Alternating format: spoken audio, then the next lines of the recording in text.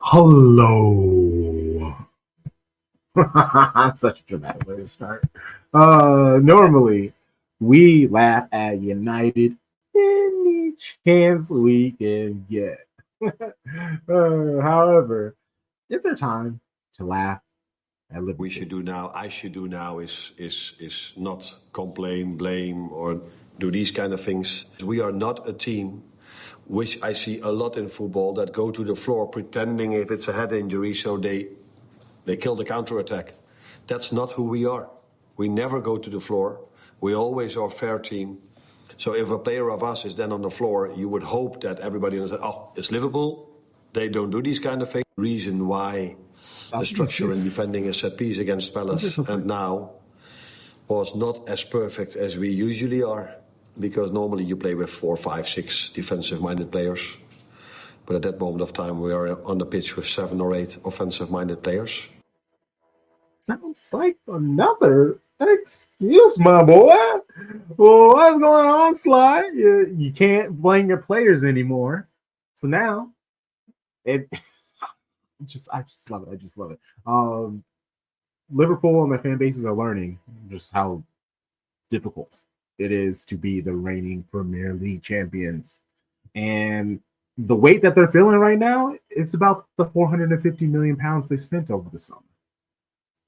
Speaking of spending large amounts of money, league owners will be voting on, actually very soon, on if they will be bringing what is called an anchor spending limit to the league on top of PSR. It's on top of it.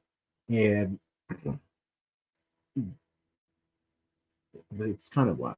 But like the proposed cap would limit spending to 5 times the broadcast and prize revenue of the last place team, which would be, like if it starts next season, would be approximately 550 million pounds per club based on 2023-24 figures.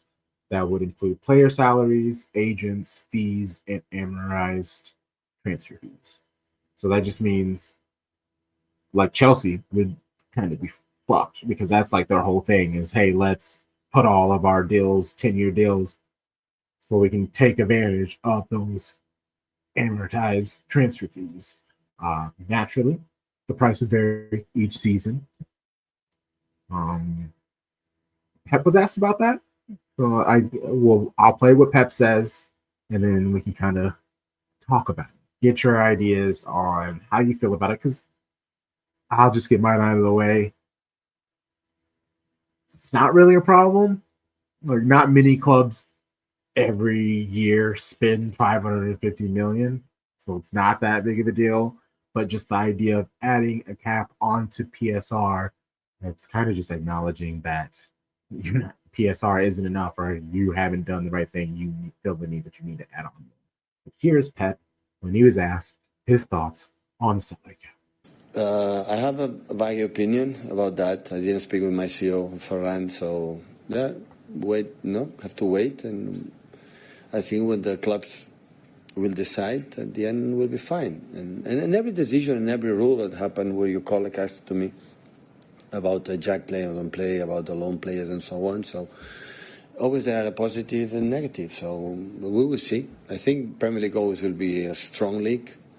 In many things it's the best, and other things can be better. So would decide the clubs? Well, it'll be fine because they decide. I'm a manager. I don't know what you're asking me about this money situation. I'm gonna manage regardless. Sharpie, what are your thoughts on this cap? Is it a big deal to you? So it's not a big deal to me, but I wanted to look up something, and I feel like, yeah, I would say there's about half of the Premier League right now that has American ownership. And so when you think about how this comes about, it's because in America, every sport has a salary cap except baseball, because it keeps owner costs down. It basically protects owners from themselves. So they keep profits coming in. They don't continue to spend on the club and maybe not make that revenue back by winning. So I get why it's happening, and I think it's a horrible idea. Like, I think PSR is a horrible idea. I think if you have the money, go spend the money. and there's a bunch of money in this world. If you want richer owners, go get richer owners. So I hope that it doesn't pass, but I'm not sure the threshold they need. Is it 60%, 70%, simple majority? But I hope that the people who are more, set in the European cultures choose not to vote for it. That was actually, I never really thought about the whole American ownership of it. People always want to blame the American ownership for ruining the game and putting all this money in. And now they're trying to add a salary cap. And you would think that it is to protect the smaller clubs, but it's not. It's to protect their bottom line. So now they don't which is to spend. Quintessential American thing. It's capitalism. It's all about the dollars and the cents. Like FSG doesn't have to win another Premier League title. They've won 2 in their entire ownership time. They're making bank. Like, they just got that Adidas deal. Like, they are great. So they're saying, like, hey, we don't have to spend anymore. Like, you won't see, it took them, 6 years since the big Virgil summer, right? That whole year when they got that influx of cash and players. They're not Chelsea. They're not going to keep doing this. They just want to make profit. As a Red Sox fan, what happens with FSG? Like, they will sell away all your talent and you'll be stuck supporting the team because that's your team. But yeah, all American owners, they just want profit, man. Yeah, and it's 2/3. It's 2/3 of the owners, so 14 out of 20. That's a hard threshold to hit. That's a hard. Yeah, I don't see 14 joining. I mean, theoretically, you could have the smaller clubs, like all team promoted sides, the 10 that connect to Americans. I know City won't do it. That's for damn sure. That's the only vote I know. No. I can guarantee. The 2 and I don't think Nottingham Forest will either. Aston Villa won't either. Like, there are people that hate this stuff. Newcastle, right? So that's 4. You just need 3 more to kind of jump on board and be like, no. So hopefully it gets shut down. That's fair. That's fair. What about you, Tarik? What are your thoughts on this salary cap idea? Pretty much same. Pretty much identical to what Sharpie said. I was hoping one of you guys would be Mr. Capitalism and be like, no, we need this. No, and I agree with his intuition that it is the Americans that are driving the bus on this, looking for ways to guarantee themselves more and more money at a higher and higher percentage of what's going on. And so, yeah, I hate it. It is an extension of all the talk of, like you said, PSR, City spend all the money, City buying the league. It's an extension of that type of mentality where if I can't, beat you on the pitch, I will find ways to limit your ability, or at minimum make it such that not beating you on the pitch doesn't impact my bottom line as much. Because the difference between first and last is huge. We know in America, we don't even have relegation, right? Trying to find ways to make this investment basically failure proof. And I don't want to see that. I like the jeopardy. To be fair, my family doesn't work for the club. My family's not going to be impacted if the club is relegated. I understand there's a bigger conversation, but I hate this idea. And I don't say that lightly. I hate this idea. Scared money don't make money.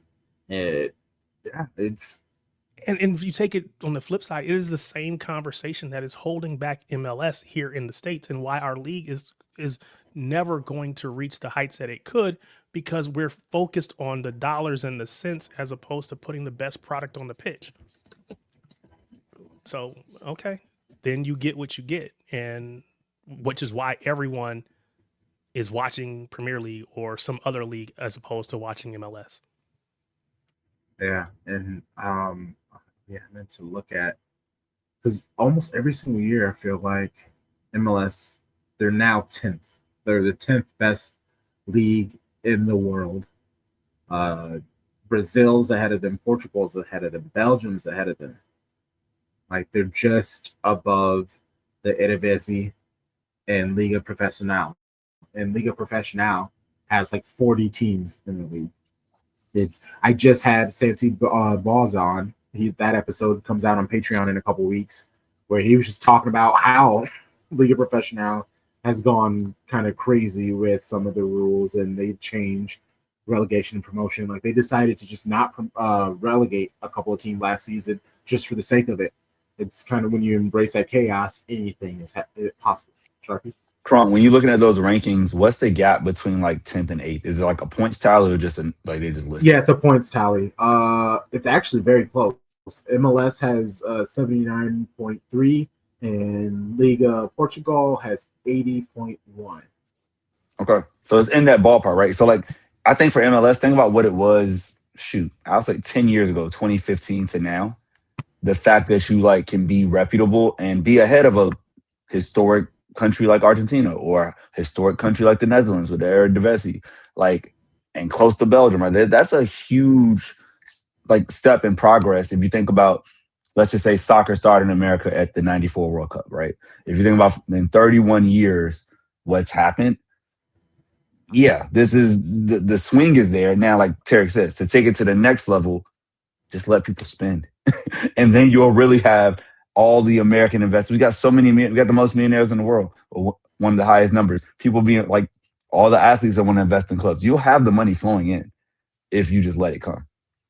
Yeah, and even running off, you can look at the rankings, like world rankings for clubs in the leagues. MLS, even though they're ahead of Eredivisie, their best team in the league, which Seattle Sounders is, they have a rating of 83.7. That puts them in 87th place. And then there's 95, 98, 101, and it goes all the way down to 706, being the 706th best club in the world. Whereas if you just go down to 11th to Eredivisie, they have PSV's 37th. Feyenoord is 51st.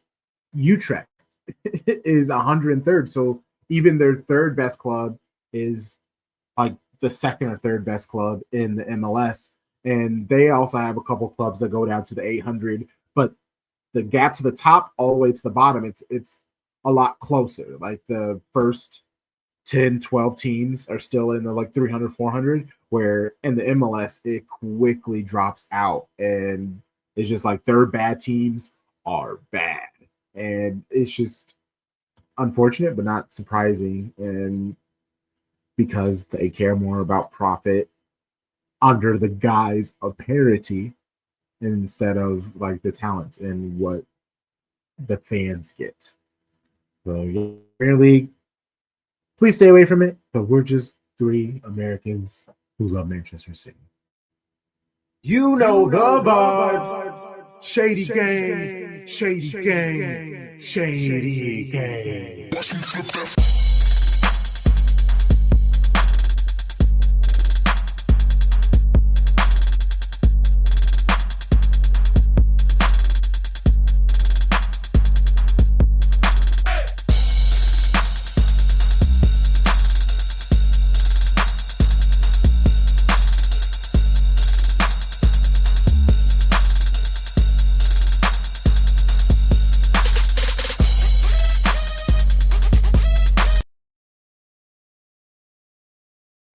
Didn't mean to cut that off so quickly. City, city, city. Hey, hey. And welcome to episode 154 of season 5. Woo, of Shades of Blue. This is culturally inappropriate. We are the most comprehensive show about Manchester City, covering both the men's and women's game, spanning both sides of the Mason-Dixon line. We making art over here, capitalize the A. I am Crunk Chocolate. I'm here with the show bros, Sharpie Charlie, Tarik. How's it going? How you doing? How you feel? You know, man, it's going great. I am happy that, our intelligence prevailed last night because there's no point in recording 15 hours before City play. Like, we needed to push it back a day. I'm glad it worked out. Also really happy. Want to give a big ups to Tarik. Started his first live stream on YouTube. Check out the page. Search Tarik Peterson. Follow, like, subscribe. Talk Back Tuesdays is a thing. Talk Back Tuesdays. was super dope to see people come out support my guy. He deserves it. So yeah, man, it's a beautiful Tuesday. Tarik, how are you, sir? Man of the hour, international Tarik. You tripping. I appreciate the love though. I really do. Both from you and Crunk, my show bros who jumped on with me. Because again, when I got on, there's two people. It's like you just talking to yourself, right? And then people started to come, people started to jump on. And by time we got done, it was 20, 25 people I think I saw at one point. So that's big, and I really appreciate it. Don't take it for granted. So yeah, I appreciate it. But yeah, good to be here, man.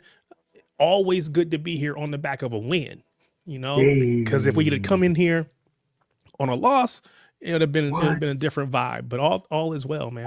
I can't complain. We ain't lost in so long. I forgot what it felt like. I think it's 9 or 10 straight so far. Unbeaten, yeah. Talk about I'm serious, bro. Like we ain't lost since Spurs. Like, it's a great run. Sorry, Brighton was the last one. And so we all of September and almost all of October unbeaten. Crazy. That's so nice. Sorry, got distracted. Shout out to our producer, the third child, for a new intro.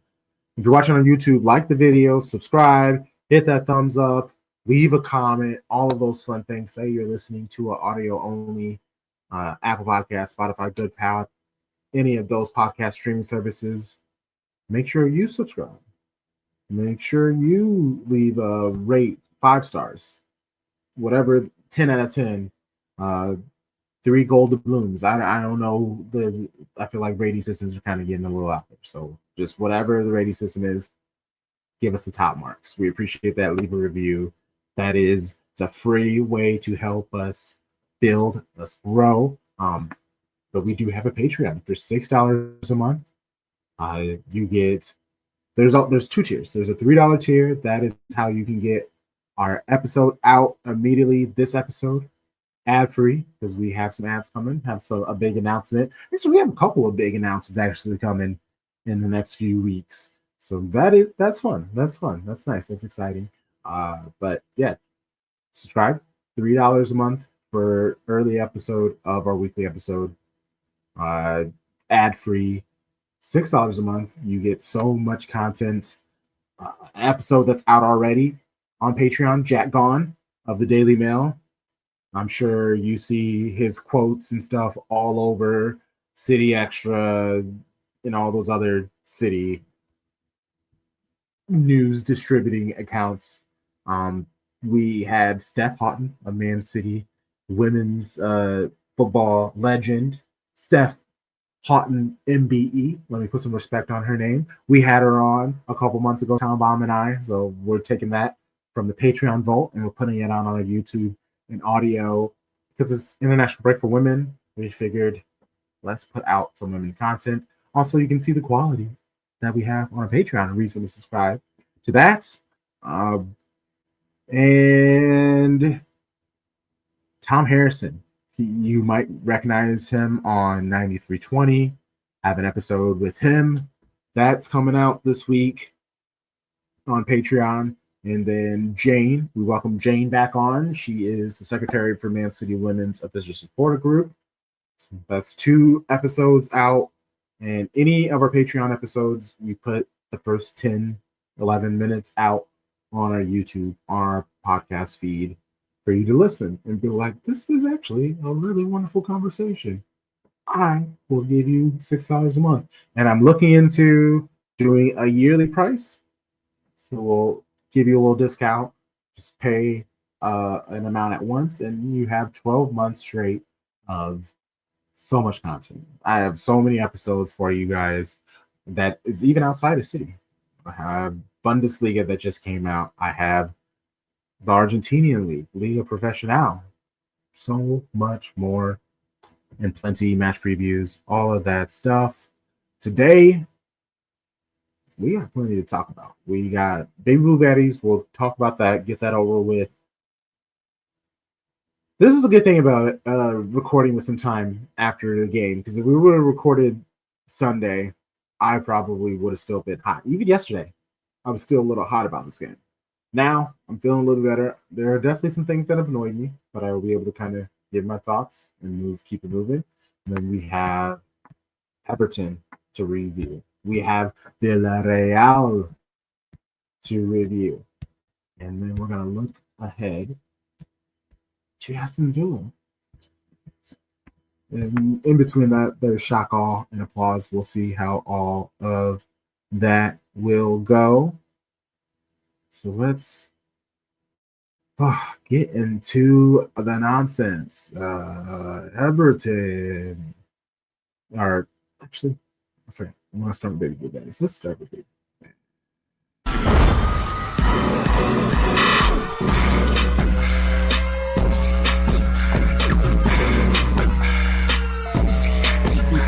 Wow.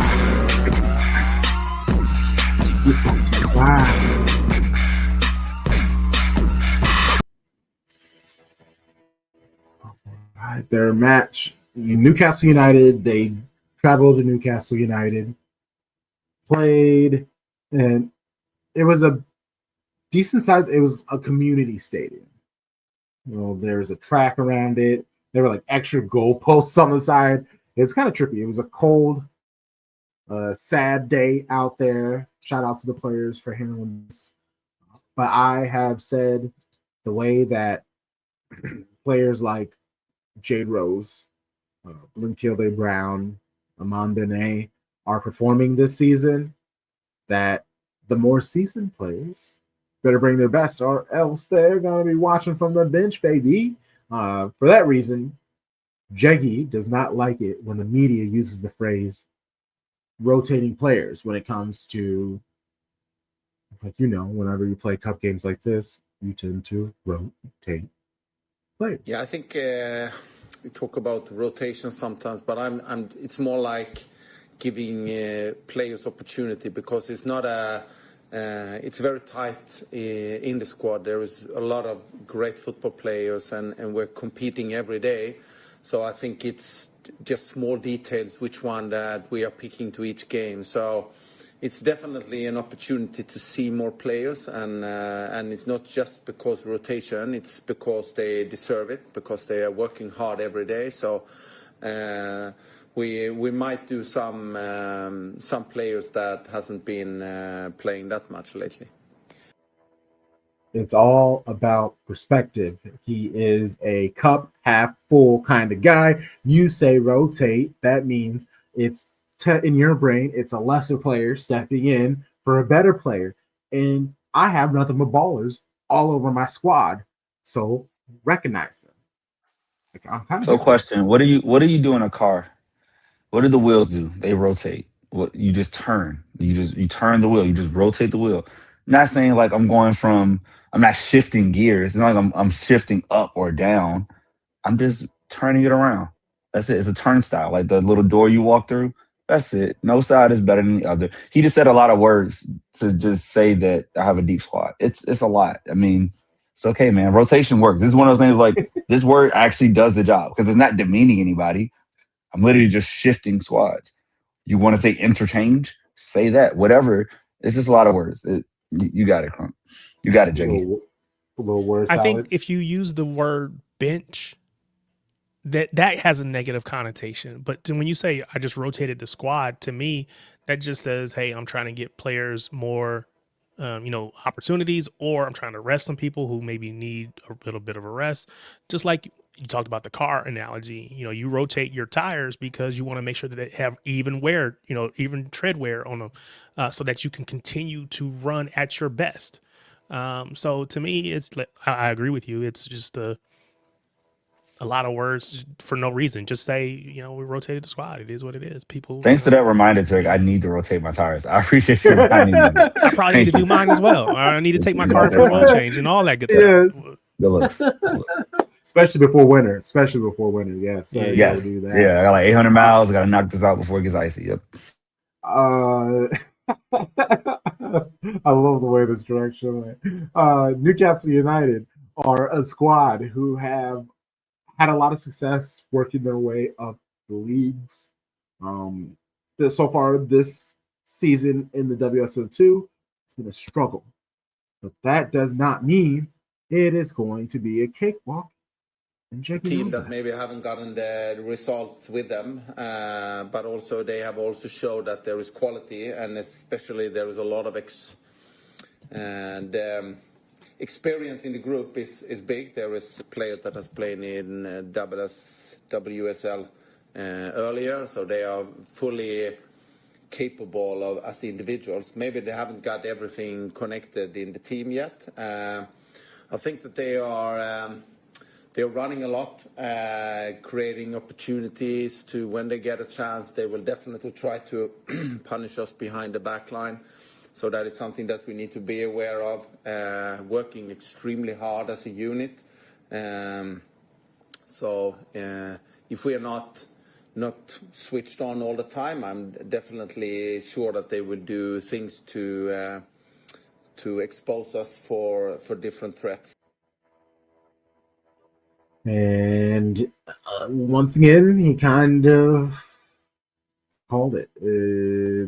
They ran at us. Their players with experience were the calm and collected ones that kept them kind of focused. And they did their work. The game ended 3-3. The way that the Subway Cup goes, if there's a draw, they do a PK to find out who's going to get the bonus point. Think City won that pen. Newcastle's goalkeeper, Moen, she jumped the right way on 3 of them, even got her hands to the ball, but it just went through her hand each time. And I'm pretty sure it was 3 PKs in a row, or maybe it was 2. She stopped one and then let another one go. But she would stop it.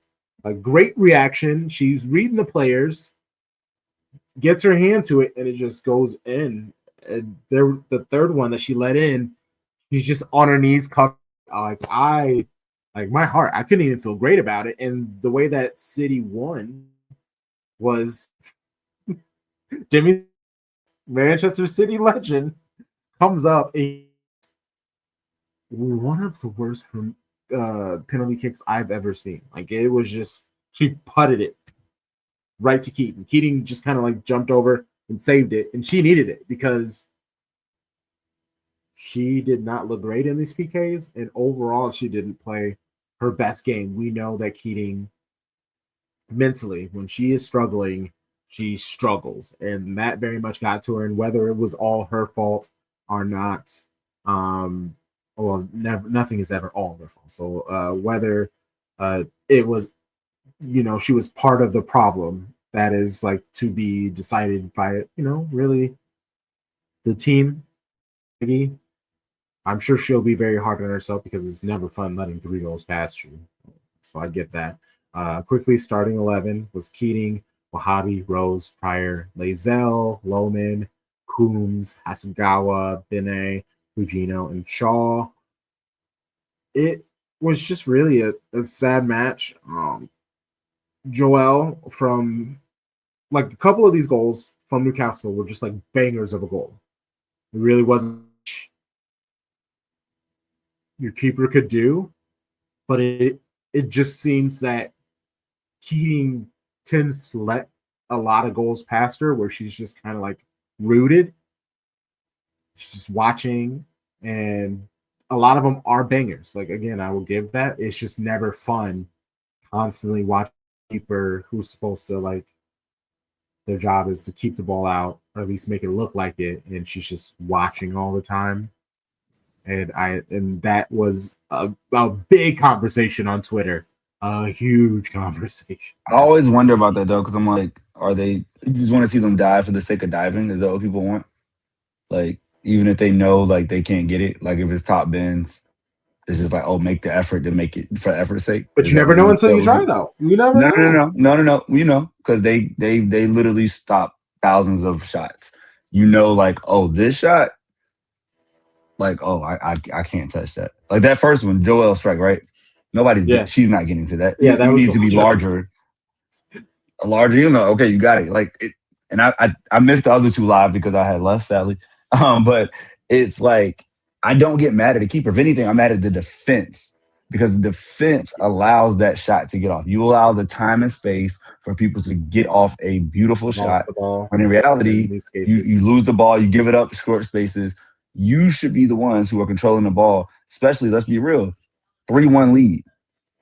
30, let me see, I just had it up on Fatma. What? They gave it up in a very short amount of time. They went up yes, 3-1 the in the final 63rd, 9 minutes. and Mhm. last 10 minutes of the game. 82nd and 91st minute. Like, you can't do that. That's not on the keeper to me. That's on the team that lost control of a match and couldn't see out a 3-1 lead. So I have more problems with, and I hate that Fight Mob doesn't show the subs on cup games, I know. but the Yeah. people that came on didn't do their job. And he put on vets, right? He put on Casper, he put on Greenwood. Yep.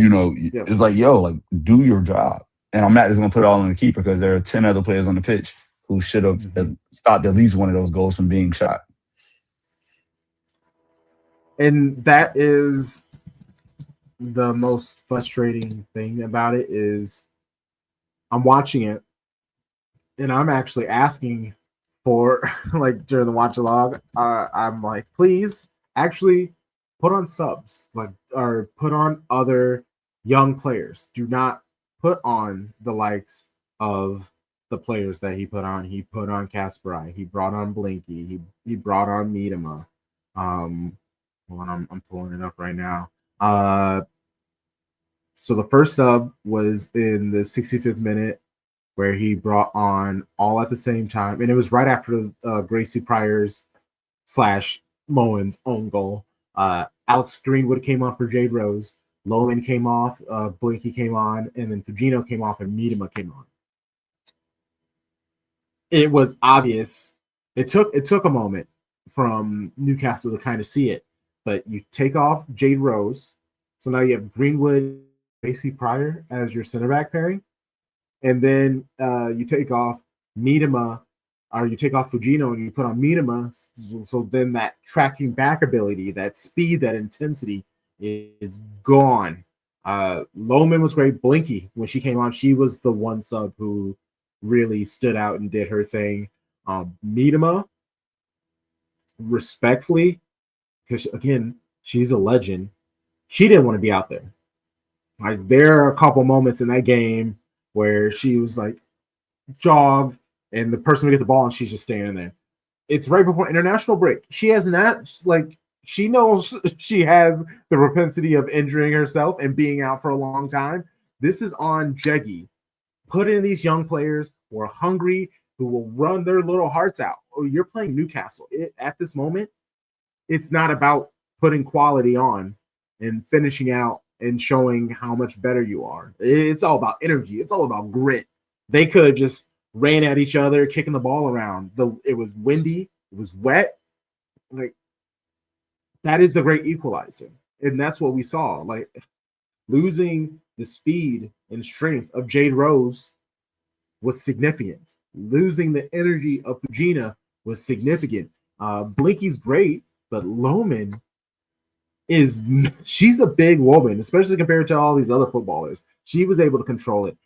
Even Kasper was great, but just because of the intensity of the game and really some of the passing that was at her prior, they weren't able to really like find each other. They couldn't read each other very well. It was just very chaotic, and just Newcastle brought it to us. The 82nd minute, 91st minute goal. Shayna Hayes, she came on for Newcastle striker and just brought the speed, the intensity. She was running into everything. There were a couple of moments where she caught a lot of the players.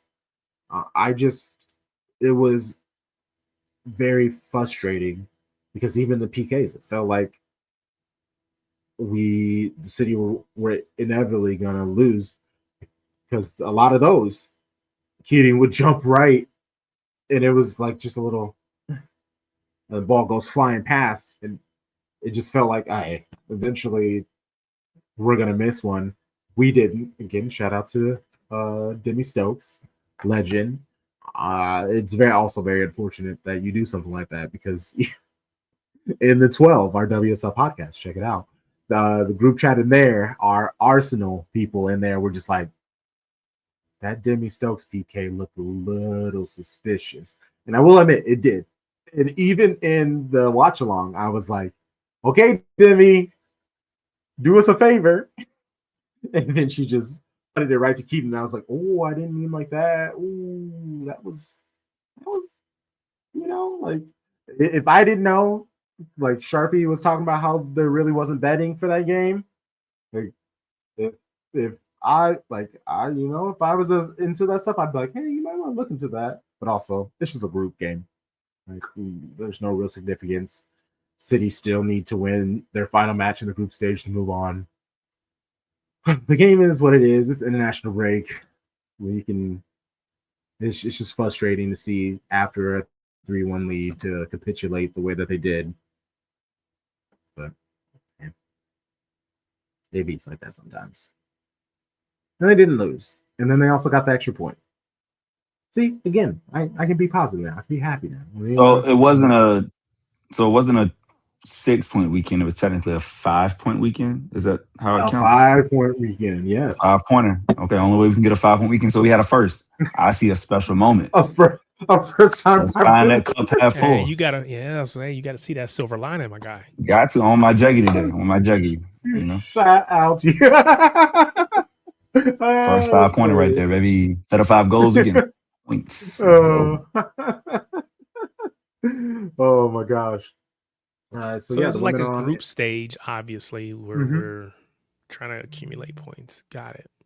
Yep. And so they have one more game in that, and it's against Nottingham Forest, and they are the team that's in second. So it's one of those situations. If we beat them, then we for sure get through. Even if we draw, I think we get through off a goal difference.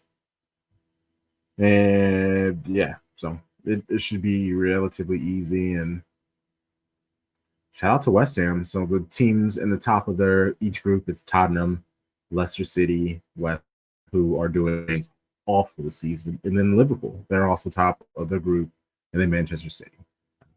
Obviously, Chelsea are in this. Arsenal are in this because they have other things like Champions League. So this should be a trophy that City should be really trying to win, because this could be our only like sure shot title that they should be able to lift this season. And that's what I hope they do. And trust your backups, bro.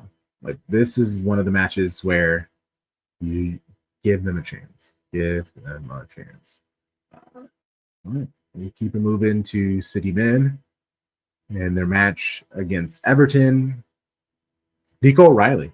He made the list for the Golden Boy Awards, which is the award for the best players in the world under 21 years old.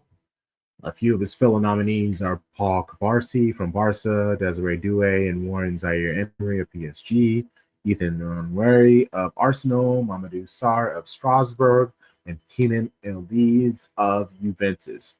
There were some Tottenham players and Chelsea players, but no, I didn't want to, for the sake of not sounding Premier League coded, I wanted to show some love to other clubs, and also I like those players a lot better.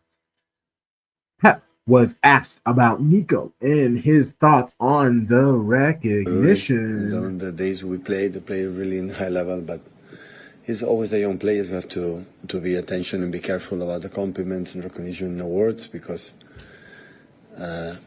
be down, stable mentally is the most important thing today in modern football, because the sustain what we would like in the young players can make a career with 10 or 15 years, and it's not be possible when your mind is up and down, so you have to be stable. But Nico, I think, is a really, really stable guy, and it's really, really important, especially went to the national team with Thomas for the first time, before he didn't play, but being there already at an early age is massively important for him.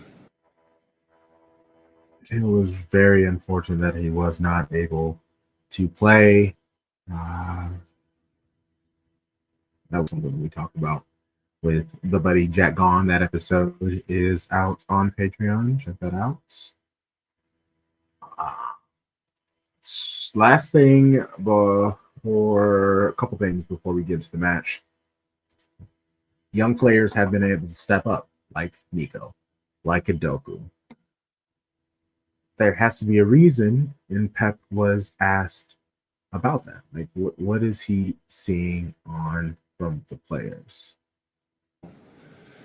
You know, Jeremy was unbelievable, right? This season against Brentford didn't play, so at the end they have to compete, and you know, you have to decide to.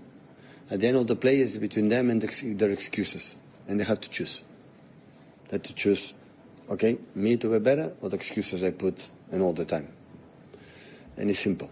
So, and at the end, if they want to compete and do the benefit, of course everyone can have his own problems and own focus and own families and stuff. But this one target is the team to win games.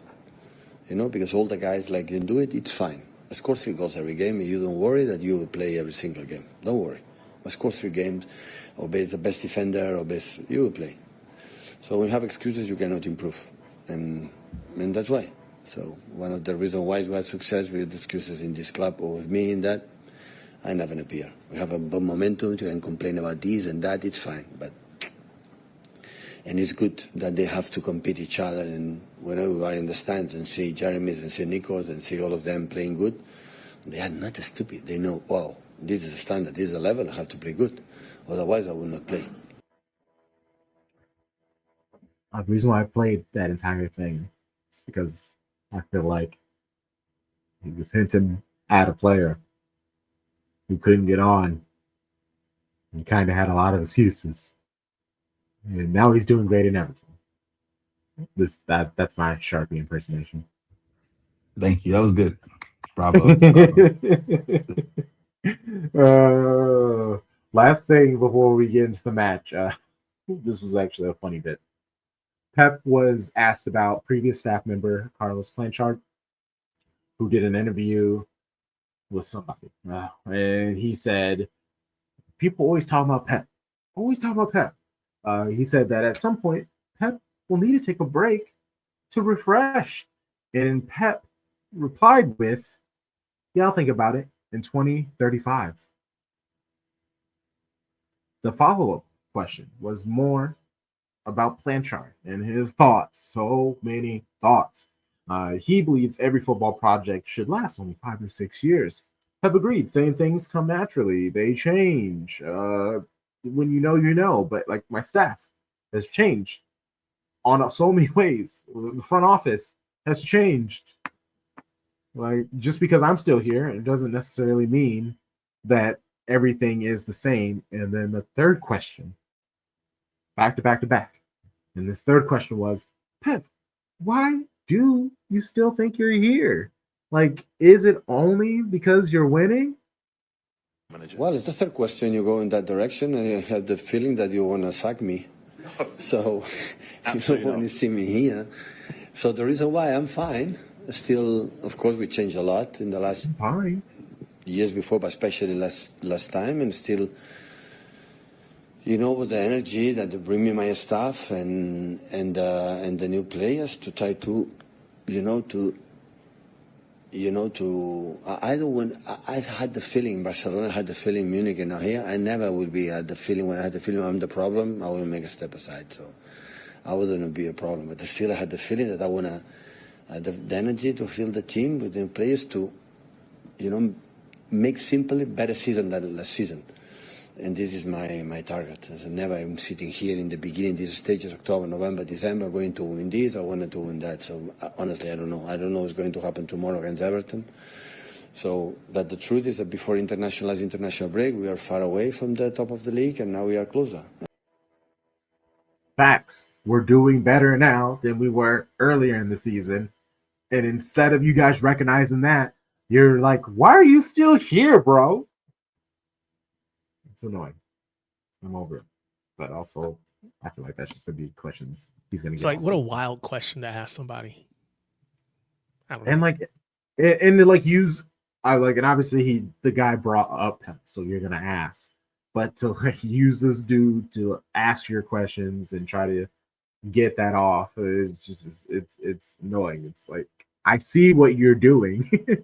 I know what you're trying to do, and I'm not going to play with it. And that's what he's been doing. That's what anytime someone asks or tries to hint at something, even if Pep seems to be reaching, he's just like, look, I see what you guys have been doing. I've been around you guys for almost a decade. I know the nonsense that you guys try to do, and I'm over it. Like I'm not allowing it. I'm not playing games. I'm not playing dumb. Stop it. Oh man. So starting 11. Donnarumma, O'Reilly, Ake, Diaz, Nunes, Gonzalez, Rangers, Foden, Doku, Savio, Haaland. Ake made the start. I'm not gonna lie when I say I was shocked. I was happy. It's good to see him. And he was playing a left. He was playing the left center back, so he wasn't even playing a left back. I think him playing left back is beyond him now. So it was really good to see him play as a left center back. Tarik, we'll start with you. What were your thoughts when you first saw that? Same. I was surprised to see Ake. Everything else I felt is basically number one, the number one lineup. What we would consider our starting 11, but Ake coming in for Gvardiol was interesting to say the least. Did okay, did well, but it was not what I expected coming in. Yeah. For me, I will say this. My shock turned to, oh, okay. Once I looked at the bench and saw Vardiol was on it. I was like, oh, he's just resting Vardiol because we play Tuesday away in Spain. Like that's literally all this was. And this is the perfect type of opponent and match to where you get your best player rest if they need it. Because it's such a quick turnaround. If you know they only got him for one, hey, take the Champions League over Everton. We'll figure out how to get it done. And Ake is like, there was a point where he was doing what Vardiol used to. Remember, he used to play a left back and center back. And now through age and injury, he's just a left center back. And that's totally fine. He does a good job. 7 out of 10 performances, apparently 8 out of 10 on FOTMOP, right? Like, that's the guy I trust. Just like if you were to put John Stones in for Ruben Diaz, I'd be like, cool. We got 4 good center backs. They can rotate as needed. So I was just happy. The fullbacks made me really happy, though, to see that combination of Nunez and O'Reilly, along with the wingers and Savinho and Doku. Pep gets it, man. He knows our 4 best players at those positions, and I like it when they play. Yeah, man. 2 goals in the match. They didn't happen until the second half. Haaland both chances. The first goal, Foden, the pass before the bass, the key pass. Shout out to Soundbomb. We miss you, brother. Found O'Reilly running up the pitch. He sent in a gorgeous cross to Haaland, who just dunked that shit on Pickford. Let's go. What I loved most about it is during the watch along, I questioned O'Reilly's crossing abilities because Sharpie pointed out that Doku's being used so far wide when a lot of times the success, specifically in the Club World Cup, he was a lot closer to the goal. O'Reilly was doing a lot of those overlaps. This match, he seemed to be doing a lot of underlaps. That cross shut me up, my boy. Hey, but also, prove me wrong. Prove me wrong with an assist. Ooh, that hurt me so bad watching Haaland score. Oh man, but yeah, I mean, thoughts on the goal. I mean, was oddly easy for a match where they struggled for 2/3 of the match. I want to just say I gave Haaland, and I think rightfully so, a lot of flack last season for the lack of ability with his head when he's the biggest, most athletic person on the pitch. And so to see him literally come raining down and just do what he's supposed to do, head the ball down to the goal, to the grass, and there's nothing anybody could do about it. Like, it was a beautiful image. And when you think about it, behind it, it was a great. I didn't mean to cut you off. It was a great hit. No, agreed. And I will say this, right? Like, this is why the overlap is so important. You need a left-footed player to make that cross. Anybody on the right has to check it to their right foot, and the defense can react, and now it's done. Because Nico is left-footed, you put it there, boom, we're good. Which is also why, who we haven't seen in a while, Ait is there. So now what you're guaranteeing is that every match, you're going to have a left-footed person, even if it's Vardio, be in that position who can get a cross-up to the best striker in the world. That helps a lot. We can say the same thing on the right side when Nunes overlaps, right? Or if it's Kuzanov, if he ever develops that, right? Like that ability to stretch the pitch that way helps. And then you make, like we said earlier, Doku and Savinho get closer, so they have less work to do to get to the goal. And less, they don't have to go through as many defenders. So I just think like Pep's setup was great, execution was great. And honestly, once that went in, I thought the match was over. I didn't think Everton was going to score on us. So I felt really good. I wanted to see more goals, of course, but I was confident at that point because they didn't have their full attack. Like they needed Jack in this match to help them out.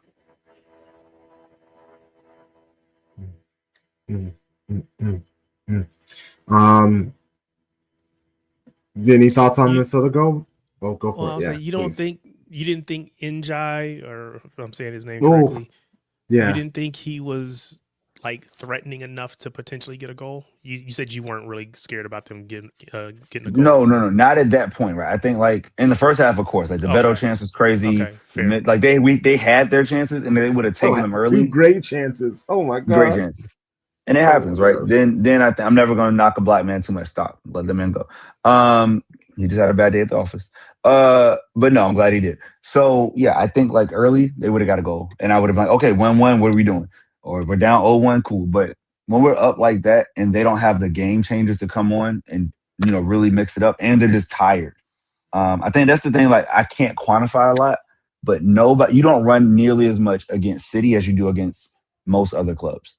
You have to defend so many passes, and you're just looking back and forth. Like there's a fatigue that sets on. That mental fatigue is real, which is why you see all those chances in the last 10 minutes of a match, because we are fresh.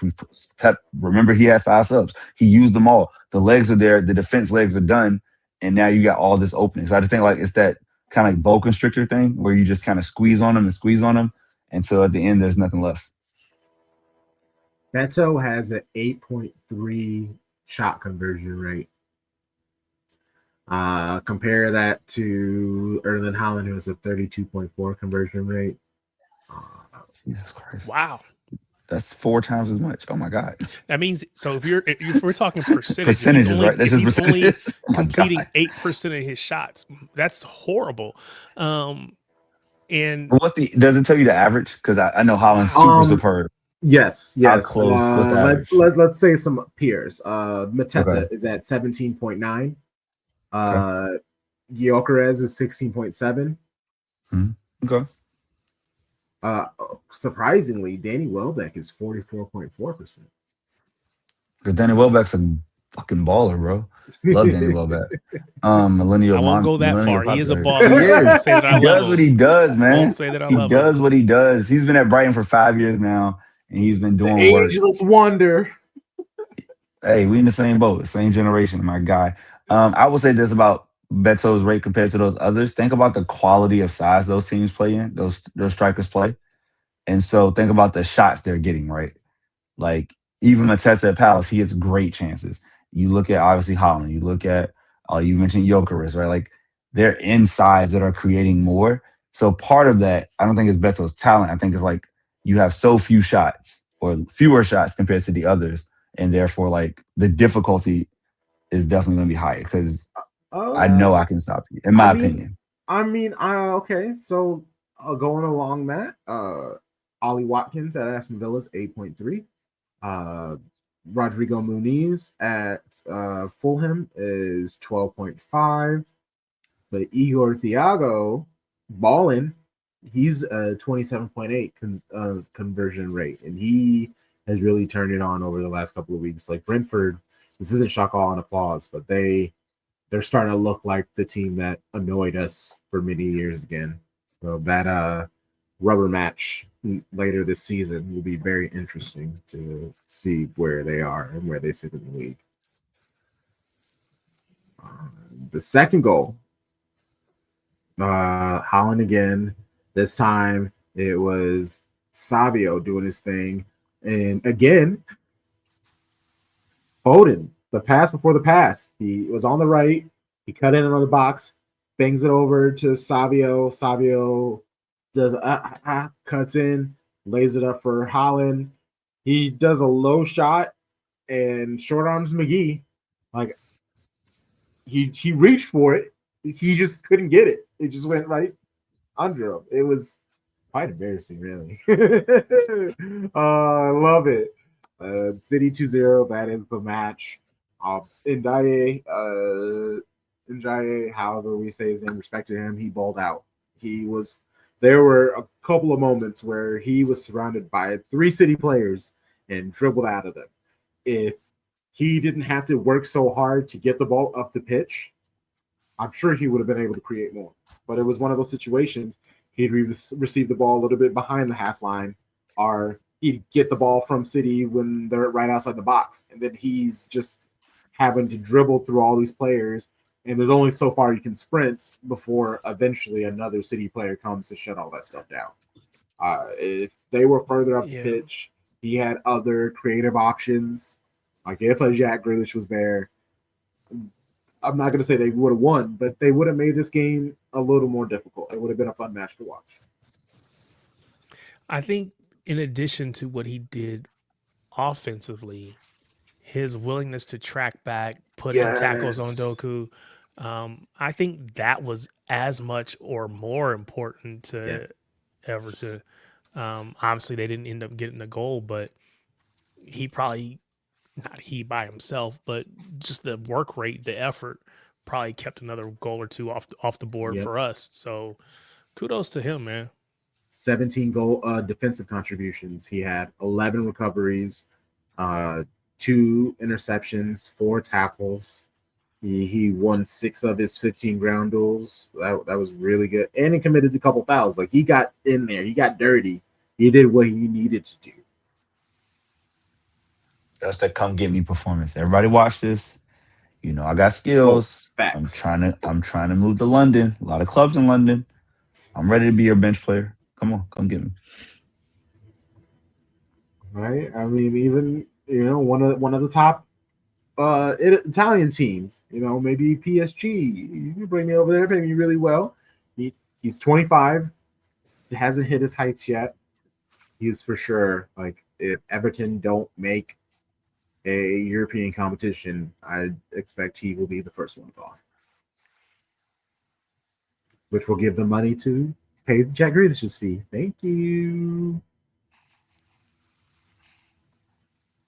Okay, let's see. The only thing I have from this match post is Pep, plain and simple. He just wants more from his team. We cannot rely on, we want to do good things, so just with Erling, So our wingers and attacking midfielders and the other players have to make a step up, and the chances that we create, they're so clear, You have to score goals. So Savio had 2, and Jeremy had 2, and Tijani have another one that they have to score at that level. And the chances are created. He went on to say that. It'd be one thing if they're not even getting the opportunities, they're not even putting themselves in chances to create. Because then I wouldn't have, then I'd have to want them to do better to put themselves in good situations. But they're getting there. They're taking the shots. They're just not scoring, and I want to see more from them. It can't just be Haaland, because what if we have to bench him eventually? So what are we going to do?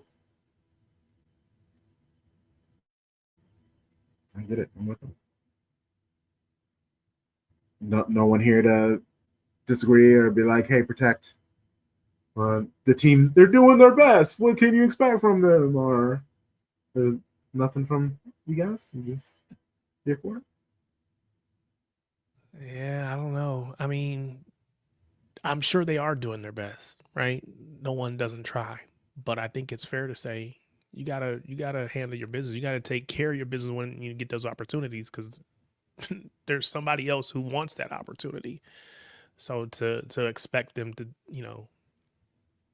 make plays when the opportunities are there, I think is fair. And I mean, like, of course, like we would love to see it happen, but it's a slump. You know what I'm saying? Like it's a drought. Every drought ends, and I feel like once that faucet opens up, like, oh, now the goals are running. Oh, now we're shooting. Like, so I'm choosing patience. I'm choosing team success over individual struggles right now. That's kind of how I'm looking at it. Okay, that's fair. I'm here for it. I love it.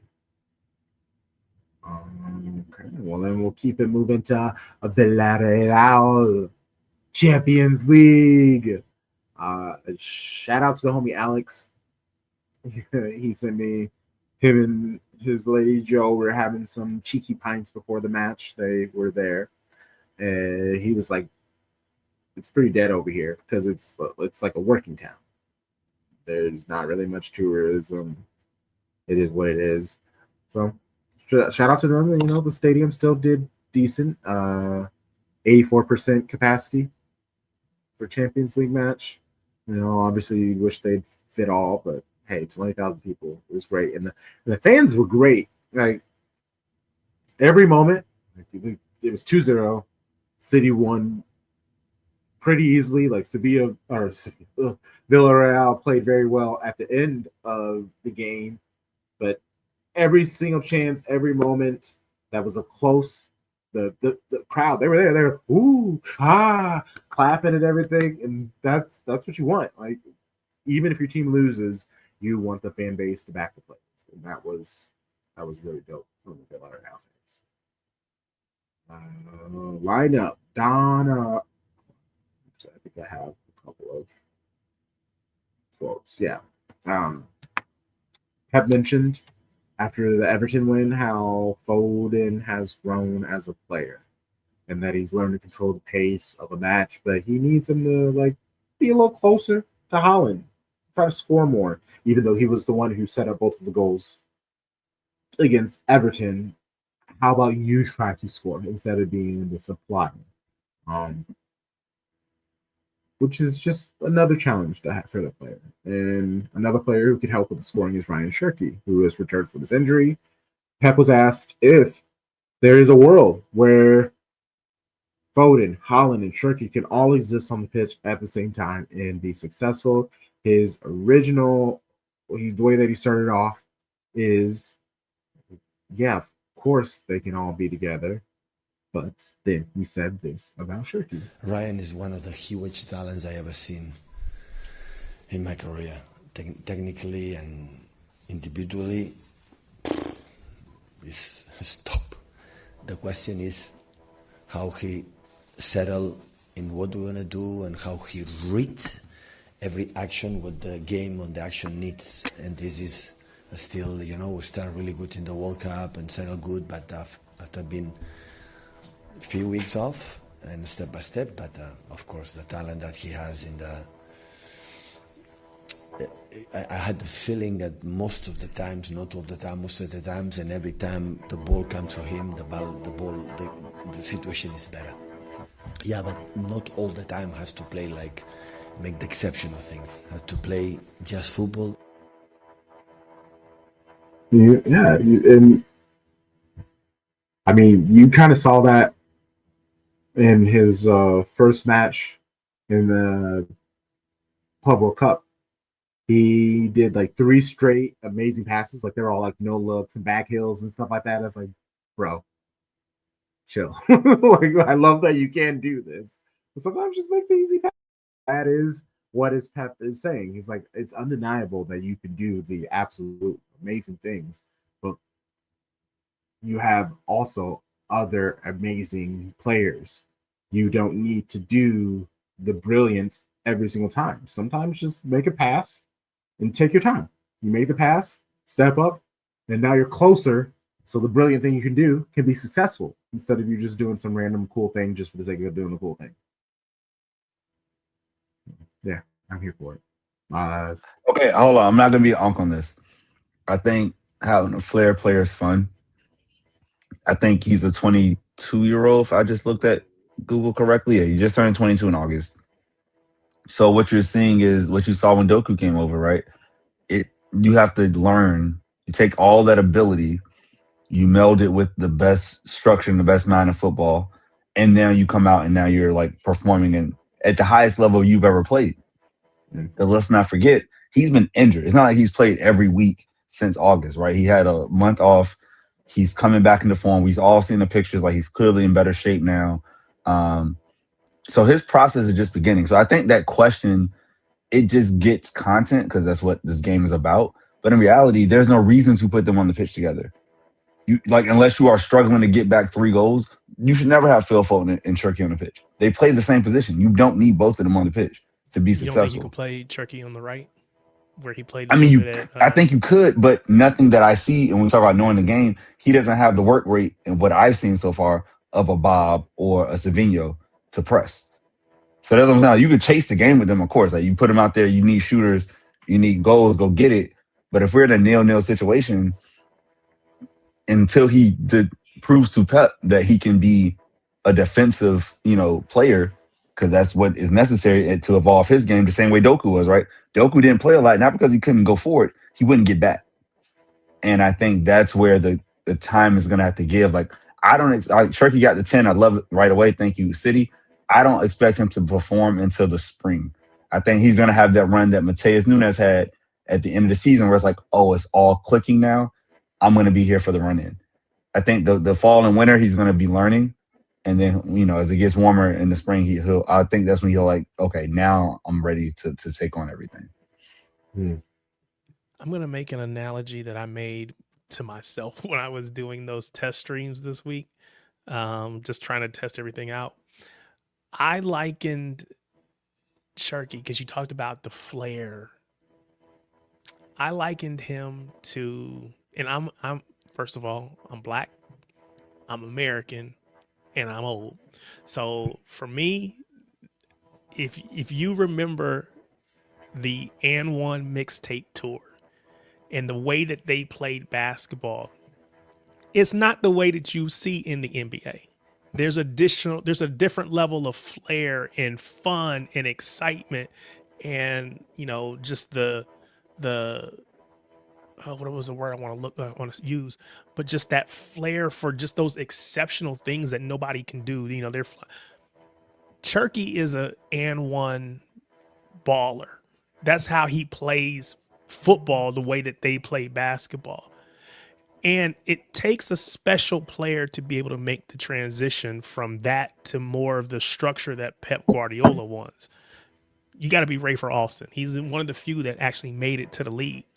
Could transition that into the Milwaukee Bucks, right? It takes somebody special. And I think that, to your point, it's just going to take a little bit of time to understand when I can be that, when I can't be that, when I can be showman, and when I got to just be professional, go get the job done. I think, to your point, he's young. He's going to learn that, and he's going to find that right balance. But I just got to say, I love the way that it's just so fun. It's like, oh my God, this dude, it's just like constantly. When he came on the pitch, the way he dribbles, right? There are certain people, when you watch them dribble a ball, it's like the ball's attached to their foot. Yeah. And I can stop, start, accelerate, decelerate, go left, right, pass. Like, he is a true 2-footed player. I would say this might make people upset. So if you want to clip it, Crunk, get ready. I'm hyped up on Celsius right now. I believe that Ryan Cherky has the most talent on a football, dribbling, passing, shooting with both feet, of any player Pep has coached at Man City. That's how talented I think he is. I did not say he's the best player. I did not say he's the most productive player. He just started. But in pure talent, because I've seen this man perform as a professional for years in Lyon, so I know he can play with grown men, right? This isn't like a kid coming up. I think what he can do at a football, it rivals Kevin De Bruyne. It rivals Phil Foden. It's up there with Sergio Aguero, Raheem Sterling, Leroy Sané. He can do everything with a football. It's just a matter now of honing all that skill. It's kind of like when they went to like an X-Men, when you went over to the school with Professor X, and he had to hone their talents. He gave Cyclops the glasses. He got Wolverine in check. It's kind of Wolverine out here. The man's wild. Time to get him in a suit. We need him in a leather suit so he can do his work. Okay. This is great. This is great. Little And1 reference, little X-Men reference. Who doesn't like those baby? Who doesn't? And yeah, I mean, that's exactly it. He even Pep said it. Hey, he's one of the most talented people I've ever seen. He later on went to say I cut it out, but he was like he's like one of those street ball players where he takes the chances, and if he messes up, he forgets about it. That's great. Like he did, but also he's not the type where, oh, I'm upset if I don't get the ball. Oh, I need the ball. I need the ball. So he has the right mentality. He's going to get there. It's only a matter of time. And one of the things that people used to hate on him the most was his body shape, which is ridiculous because he's fit.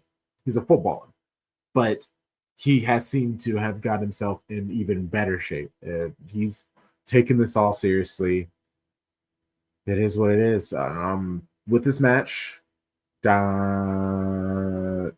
no, I didn't do the starting 11. Donnarumma, Villarreal, Diaz, Stones, Nunes, Gonzalez, Doku, Silva, Lewis, Savinho, and Haaland.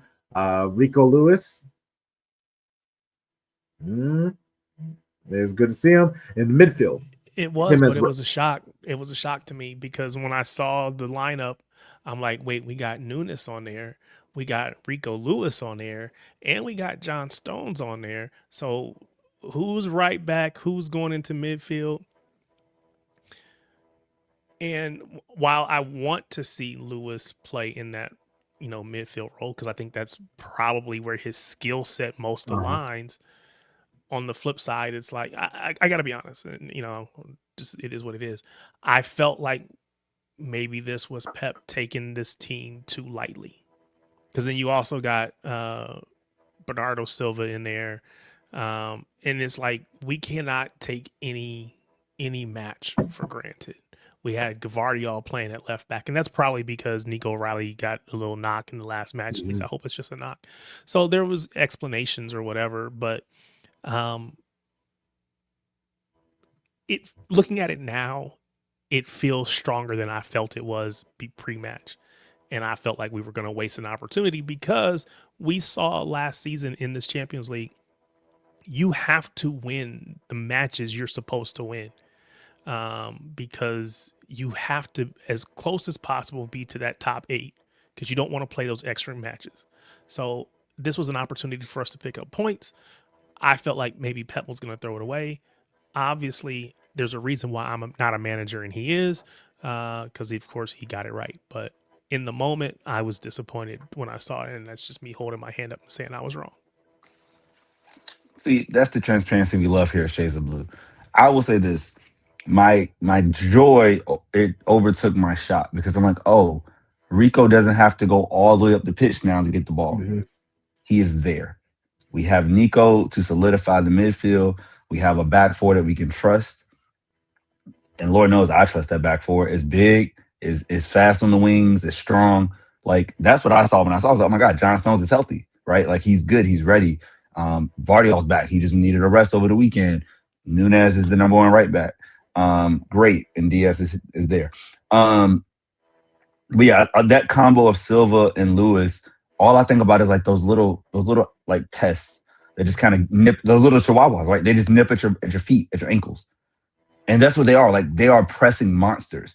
Like a fresh Bernardo and a fresh young Lewis, you don't want those problems, bro. They're gonna be all over you. I haven't looked at stats or anything now, like totally reverted to who I was at the start of the show. But just watching the match, you just saw like, hey, they have the energy to annoy Villarreal, win the ball back if we lose it, keep possession, they can tick. And it truly is like he is learning from the person he's going to become. Like, Bernardo Silva is going to lead this club in the summer. Rico Lewis slides right into that position. He's the same build, same person, like same idea of like a player, I think. And so to put them together, it made sense. And you have like now the strongest bench we've had. Think about this bench.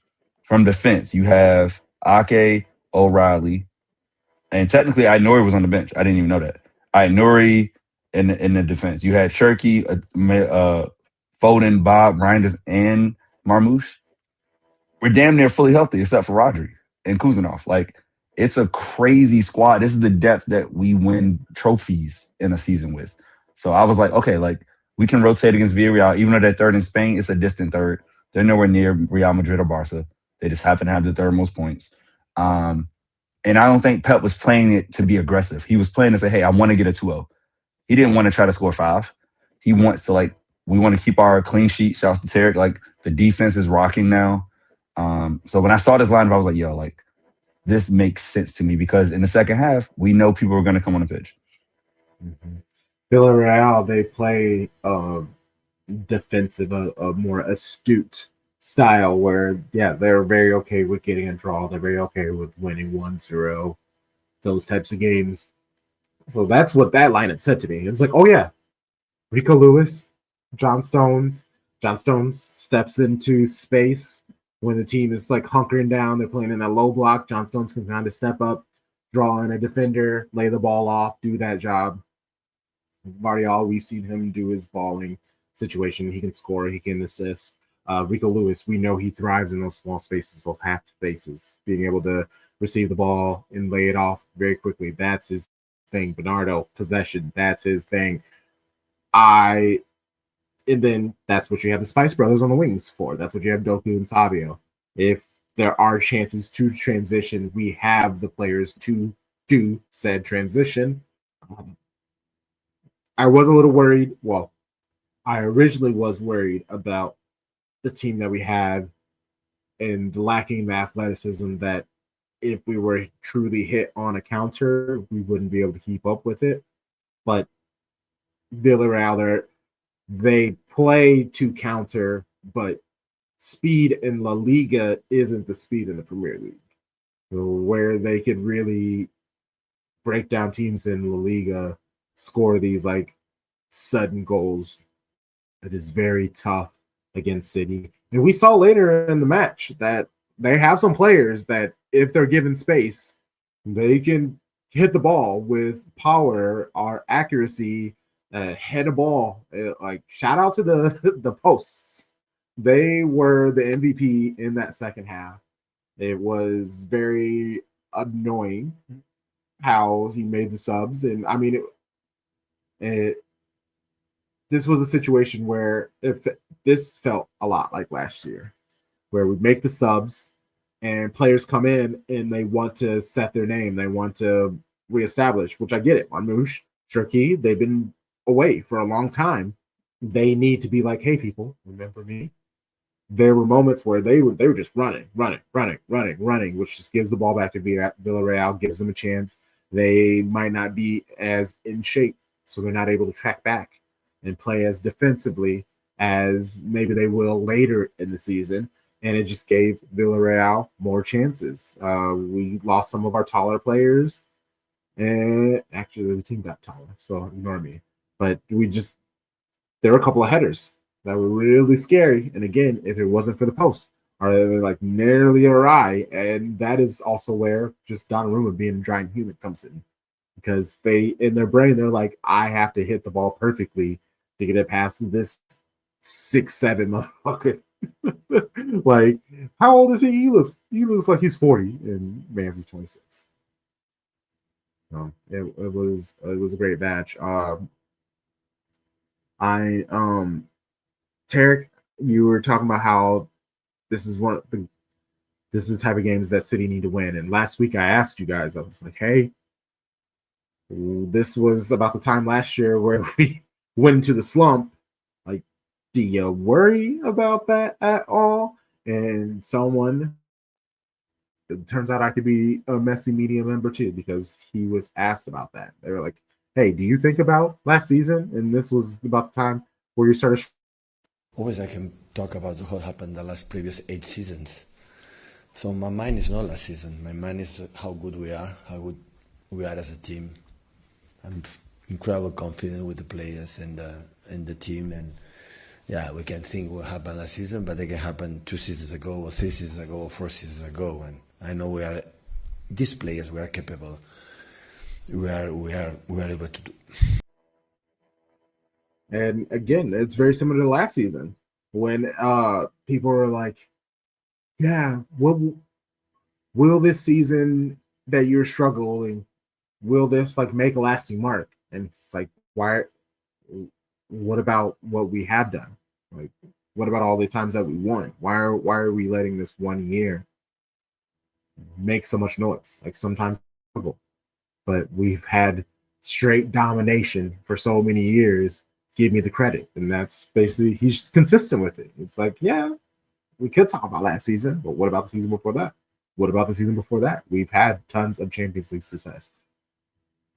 I think, well, when you talk about last season, just in general, the way the season went, I think it's fair to say that many City fans are making the same mistake that rival fans are making.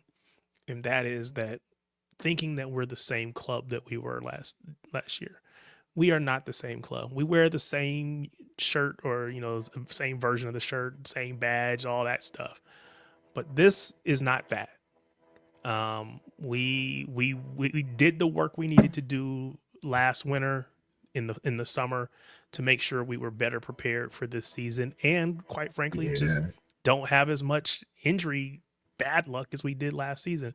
This is not that same club, and so I think people just assume because we struggled last year, we're going to struggle again this year.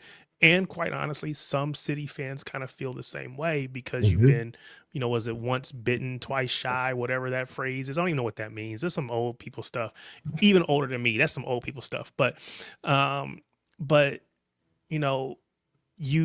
got bit once, and so now you're on edge, right? And it's just like, we do have to find a way to let that go. And that's me talking to myself, because there is a little bit of, y'all know me. I can be a little pessimistic at times, and I can always see the negative and all that kind of stuff. So it's like, chill out, man. We not that club no more. That's not us. We're not in that same boat. We're not in that same position. And you know what, Terry? The only thing I disagree with is we've had a lot of injuries this year. Like you can look at that team, right? Yeah. We've had, I'm saying, but like we've been able to withstand those injuries. Exactly. That's the difference. It didn't kill us. It's like, oh, we lose 4 because attackers. we did what we needed to do in those windows to make sure that and that's the thing. We hire these people, whether you want to talk about Cheeky before he left, when you want to talk about Viana now, their job is to make sure, we're not going to have that happen again. It's like something might happen, but it won't be that. Mm-hmm. Yeah, I love it, man. It feels good. We know, like, everybody who was thinking like, oh, City's going to finish third. Okay, you say that at your own peril, because Pep's not coming back. The man has never lost a league 2 years in a row. Some of these cats don't even think we're going to be in the top 4. Oh, I saw one guy. I believe it was Jonathan Liu. No, I'll say his name. I'll say his name. Oh, Jonathan you're Liu talking from the Guardian. Yeah. He picked us to finish like 6th or something crazy. And I was like, bro, okay, you clearly have a bias, and that's on you. But bro, like, again, Pep has never lost a league twice in a row. You think you about to start now? Like, come on, bro. Come on, dog. Like, if anything, that's that motivation of like, no, I'm getting this trophy back. It's mine. It literally is his since he's been there. 6 out of 8 years. 6 out of 7 if you're going to get specific with it, right? Like, the man said, I'm going to give you a year. We had injuries. And now, even with Rodri, former Ballon d'Or winner, best DM in the world, take your time, Rodri. We good over here. Like, there is no weakness on this squad. Now that people can see, finally, that Núñez is a right back, like I told y'all back in the spring, at the end of last season, over the Summer Club World Cup, started this season in August, the man can play right back. There is no weakness in this squad, y'all. We have everything you need, and we have the best player in the world in Erling Haaland. So just be happy, enjoy it. We're here. Yeah, man. And getting into the match just quickly, the first goal, Rico Lewis assist. It was really nice to see. It was Savio laying the ball off very gently to Rico. He hit a cut back pass. Haaland read it. He had a defender on him, and he was on the defender's left shoulder, and you actually see it. He looks back when Rico first makes the pass to see that, okay, Haaland's out of the way. Cool. I'll just come over, clear it, we're good. Next thing you know, Haaland is in front of him in scoring. I'm sure that is it's hurtful as a player. I used to last season, I gave Haaland a lot of grief because like him and Doku couldn't find a connection because he always made the back post run. Doku seemed to always make the near post pass. And it was like, y'all got to figure this out. In this case, he was back post. He darts near post, gets in front of that defender, and gets the tap in. It's really not a tap in, he needs a little bit of work, but it's because he made that run near post. So I got to give him credit. Now, I don't know. Again, I don't want to be negative because we just won 2-0. I want to see him do that on both sides. And it made me wonder because I don't see it often. I haven't paid attention. But when I saw it, I was like, okay, well, he can make that. He will make that near post run. He made it going to his right. Will he make it also going to his left, which is where Doku typically plays? If he's willing to make that run going to his left, I think they're going to connect quite a bit more. And, they've already have, but I like to see him making that run. Yeah, it's not as strong. That holds up. Makes sense. And I will admit, I have seen him do that a few times this season, and I was shocked because we have definitely pointed that out where over the last few seasons, it very much was like, I'm going to go here, you find me. And because he's so talented, you tend to err on Haaland's side. But us over here, we're just like, no, bro, we're a team. You got to find him. And it also is just because like Doku was getting a lot of flack because of that when he was doing so much work. And now you want him to also put it on a dime to Haaland, who is just running wherever he feels best, not what is best for the team. And he seems to be making that adjustment. And what he's been able to do defensively.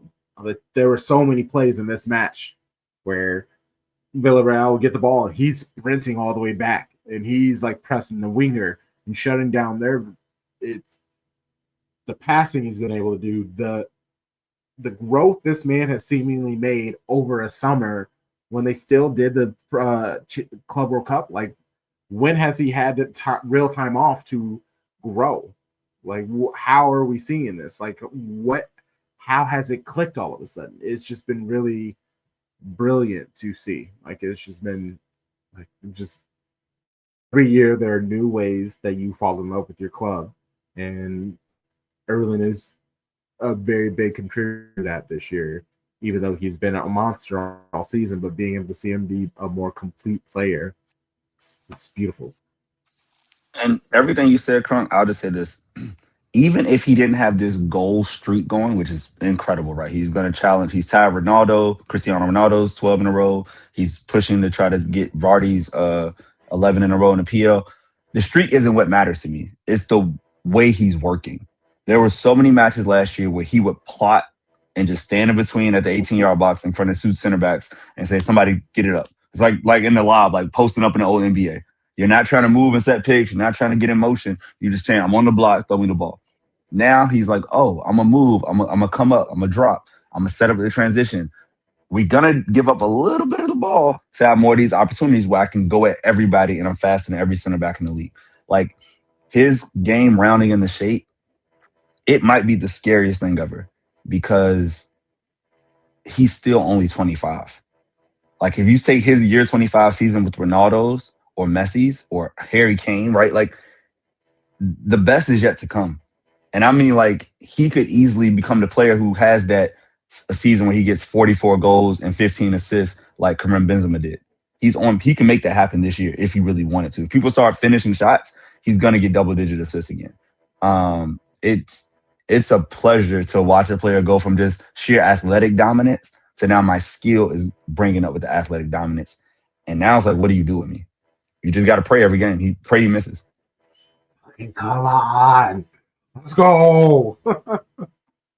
Oh, and so the second goal against Savio.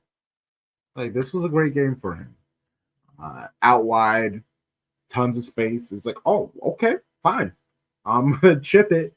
to Bernardo, who's crashing the box and just woo, like whoa, that was like similar to Haaland against Everton. Like obviously he didn't put as much torque into it because it's Bernardo, but he still headed the fuck out of that ball into the goal. Didn't see that coming from him. 2-0. And what I love most about it is he made sure to call Savio over to be like, come here, let me give you that love, boy. Like, let's celebrate as a team. And this is what was missing a lot from last season, was that camaraderie, that connection, that like wanting to lift each other up. I love it. Header was amazing. Yeah. I think if he had Haaland's height with his ability to head the ball, he'd be one of the best. Yeah, he's had a few yeah. headers in his career, honestly. Yeah.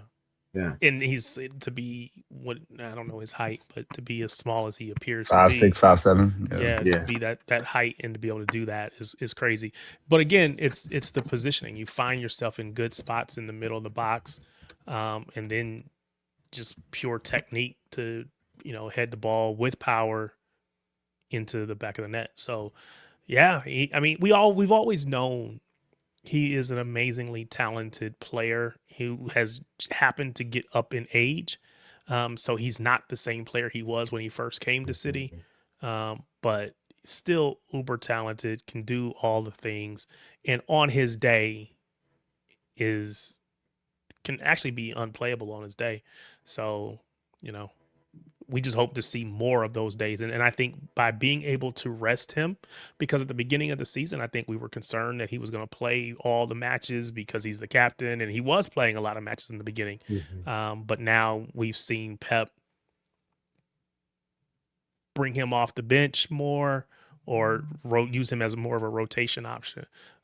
So I think this is perfect for him, and chances are he's going to end out his career with City at the end of the season. So hopefully he can help us lift another trophy.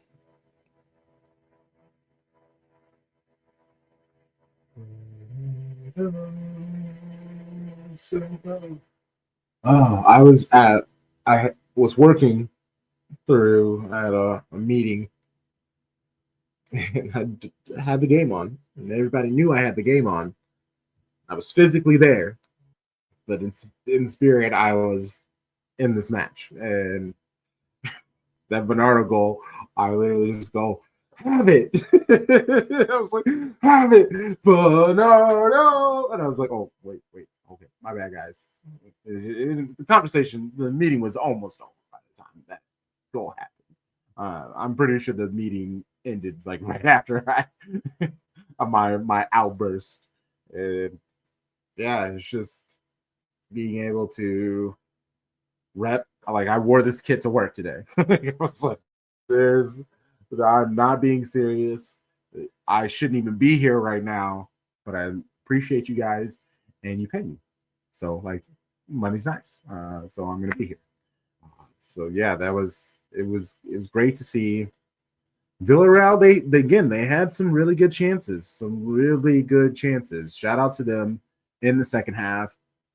After some of the subs happened, the game got a little loose. But also it's Kovacic coming back, trying to get back into shape. Omar Mamouche, Shirky again coming back. Tijani, he's used to like starting. So coming on as a sub, it's what they talk about subs is very difficult to quickly get used to the pace of the game, the intensity of the game. And I felt like that's what it showed.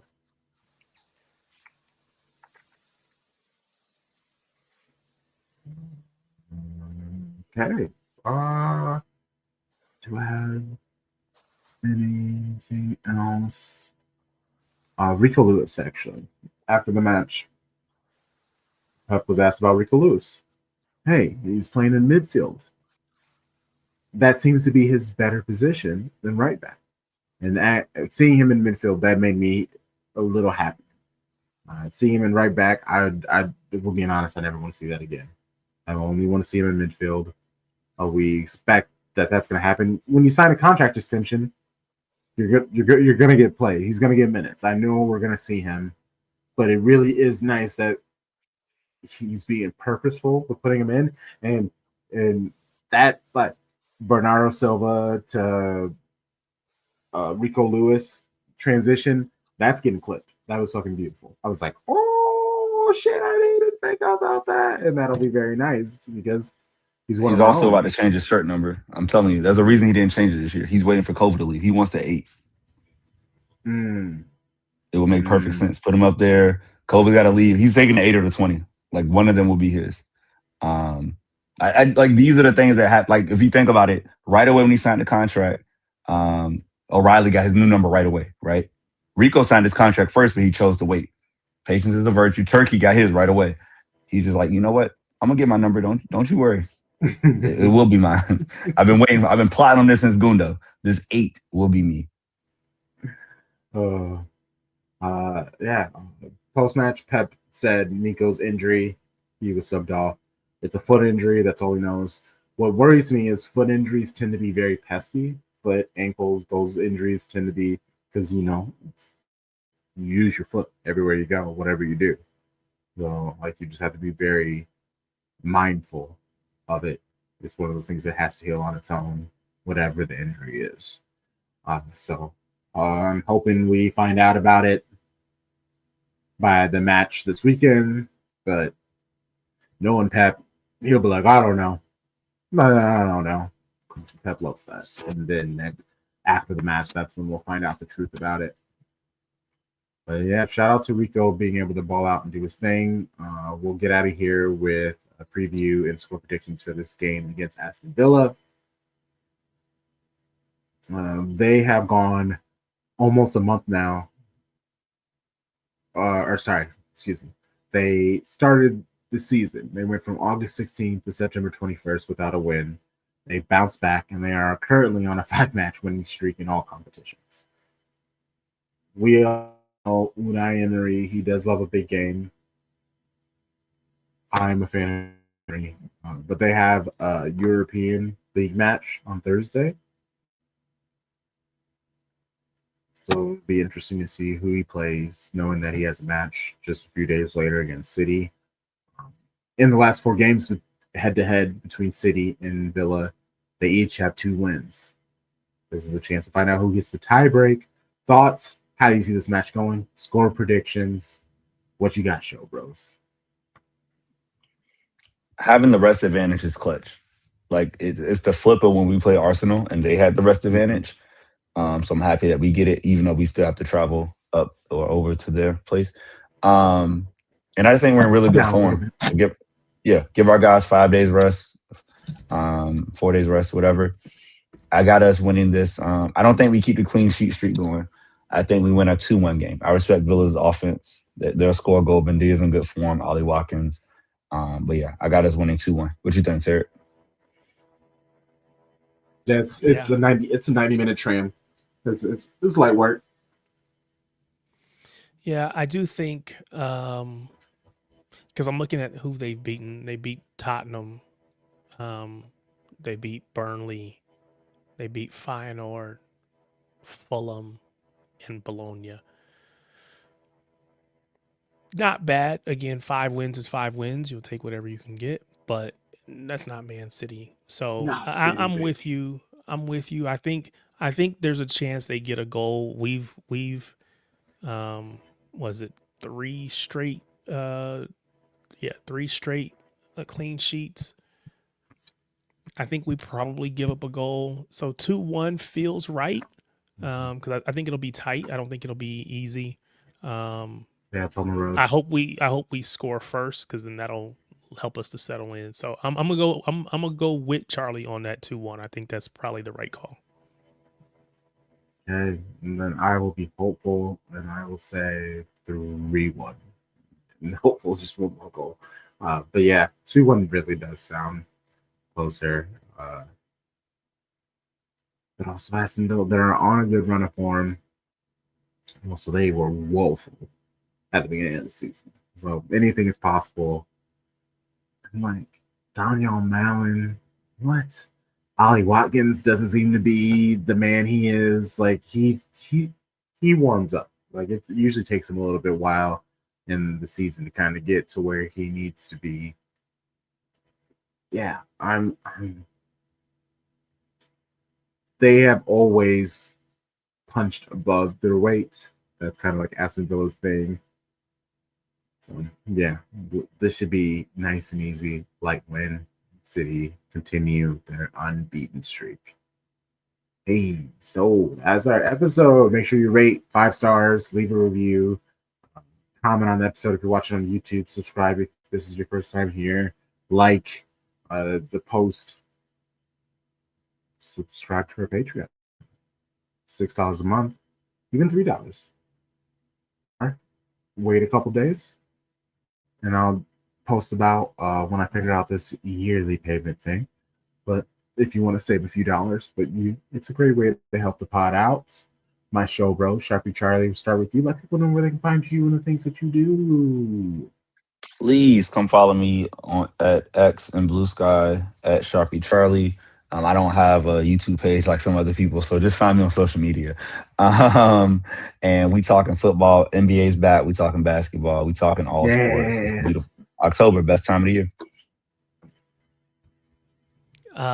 You can find me on social media, Blue Sky, Twitter, and on YouTube, all at Tarik Peterson, TarikPeterson. That should work everywhere. If you are listening and you looking for something to do on Tuesday nights, next Tuesday, join on with me for Talkback Tuesdays. I said it's footy talk, but I mean, like you said, Charlie, we're getting into all sports season, so I'm down to talk anything and everything. So I'm coming on Tuesday to talk about your going Canes. Don't worry about it. I'm coming back on. Yeah. What time is that for the people? What time? Eastern, Pacific, so BST? What we doing? Today we did it at 7:00 Eastern. And I wanted to make sure we had a little bit of time in between the Champions League match. I may move it to 6:30 just to give a little bit more time to do it, because we were kind of cut off people were really getting into it and we had to just kind of cut it off. So I might go 6:30 to 8, do an hour and a half and call it quits at that point. We'll see. But right now, today was 7:00. But yeah, if you go on the Shades of Blue website, or not website, but the social media, you'll see links to what we did. Do me a favor, go take a listen, play it back, hit them like and subscribe buttons on all of the all of the Shades of Blue related content, including my stuff. What's some love, baby? But yeah, that's where you can find me. Yeah. Let's go. Oh man, I forgot about this whole NBC Peacock thing with the NBA. Oh my god, it's beautiful, dog. It's going to be the best if you are thing a Premier League fan, you've already paid for Peacock. Like, you already pay for it. And if you like NWSL, or I would say if you like NFL, you probably already have Prime. So, like, I got rid of League Pass because they got those two deals. Like, I don't need League Pass right now. I can get it later in the year. But there's like a nationally streamed or national TV game every single night of the week for basketball now. So it's going to be a fun season for sure. At Shades of Blue and W, TikTok, Blue Sky, Twitter, Instagram. We are there. You can even find us on Facebook. Just type in Shades of Blue Podcast. I don't really do much with it, but it's tied to all of our other accounts. So if we post, it posts on there. But also, it's Facebook. So I do not believe we're touching that at all. Appreciate you guys. We will see you soon. You know the vibes. Shady gang, shady gang, shady gang.